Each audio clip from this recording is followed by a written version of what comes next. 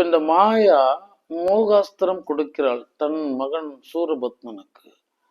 மாயா மாமாயா அங்கு நிர்மோகாஸ்திரமான அமோகாஸ்திரமா உடம்பிடியாம் வேல் கொடுத்து அனுப்புகிறாள். இப்ப இந்த மாயை தத்துவங்கிறது மோகத்தை ஊட்டுகிறது. அந்த மாயை நிர்மோகத்தை கொடுக்கிறது.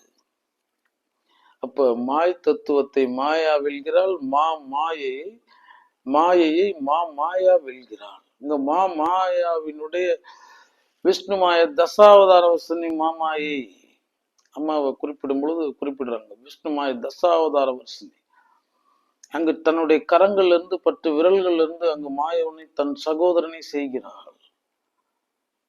ஆமா, அப்ப மாயையும் மாயவனும் வேறில்லை. இந்த இவர்களுக்கு தான் இடம் கொடுக்கிறார் ஒருத்தர், மகா மாயாய நாயகன்.